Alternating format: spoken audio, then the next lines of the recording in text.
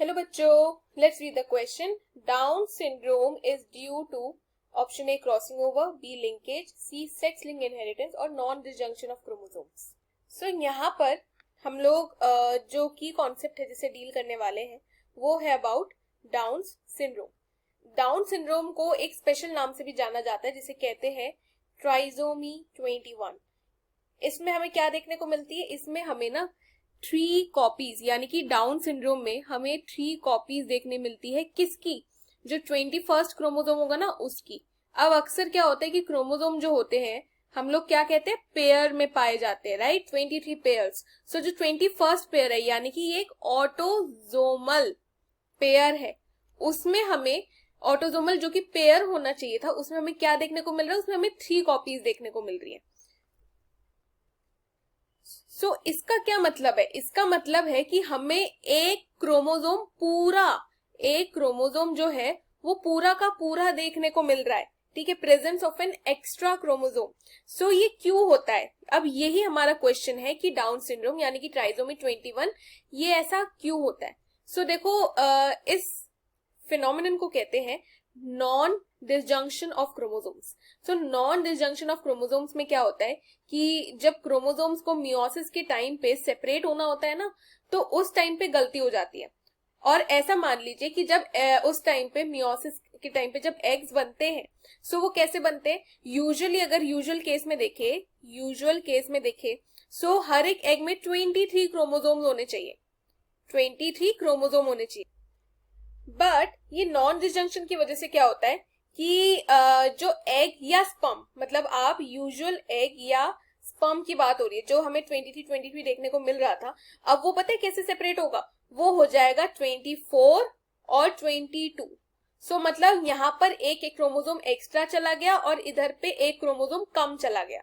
और ये ऐसा होता है because sometimes the chromosome they fail to separate. उस वजह से क्या होता है कि कहीं एक जगह पर एक ज्यादा हो गया, दूसरी जगह पर एक कम हो गया. सो अब क्या होगा, जैसे मैंने कहा था कि एक तो 24 वाला हुआ और दूसरा था 22 वाला. तो ऐसे में हमें क्या देखने को मिलता है? मान लीजिए ये 24 एक एग था और ये 22 वाला एग था. सो अभी हम किस पे फोकस करेंगे? हम इस 24 वाले एग पे फोकस करेंगे. इसके साथ स्पर्म आ गया जो अपने साथ 23 क्रोमोसोम्स लेकर आया था. इन दोनों में आपस में फ्यूज हुआ और क्या बना? टोटल 47 वाला क्रोमोसोम बना. और अक्सर इसी केसेस में हमें क्या देखने को मिलती है? हमें देखने को मिलती है trisomy 21. So the correct answer for the given question is non disjunction of chromosomes. अब देखिए, ये एक ऑटोजोमल जो क्रोमोसोम है उनमें दिक्कत आई है ना. तो सेक्स लिंक इनहेरिटेंस तो इसमें कोई फायदा ही नहीं है, जो कि ऑप्शन सी कह रहा है. ऑप्शन सी तो इनकरेक्ट हो जाएगा क्योंकि हम बात ऑटोजोमल की कर रहे हैं, तो वो इनकरेक्ट हो गया. अब हम बात कर लेते हैं एक बार लिंकेज की, कि ऑप्शन बी में ना एक टर्म दे रखा है लिंकेज की, कि ये लिंकेज क्या है और क्या वो हमारे डाउन सिंड्रोम से रिलेटेड हो सकता है. सो लिंकेज का मतलब होता है कि कई बार जब genes that are inherited together, ऐसे मान लीजिए कि काफी टाइम क्या होता है कि जीन्स जो होते हैं ना वो बहुत ज्यादा क्लोज होते हैं. सो ऐसे में क्या होता है कि जब रिकॉम्बिनेशन का टाइम आता है तो ये जो जीन्स होते हैं ना ये साथ साथ इनहेरिट हो जाते हैं. इसी को हम लोग लिंकेज ऑफ जीन्स कहते हैं. बट सवाल ये है कि क्या इसकी वजह से ट्राइसोमी 21 हो सकती है, या फिर इसकी वजह से क्या पूरा एक एक्स्ट्रा क्रोमोसोम आ सकता है? No, it doesn't cause an extra chromosome. So इसके वजह से ट्राइसोमी तो नहीं हो सकती. सो ये आंसर गलत हो जाएगा.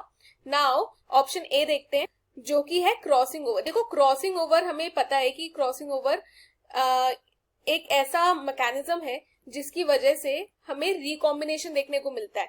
But again it is not linked to trisomy. ये डाउन सिंड्रोम से कहीं से भी लिंक्ड नहीं है. So the correct answer for the given question is option D, that is non-disjunction of chromosomes. I hope you have understood the question well, students. Best of luck.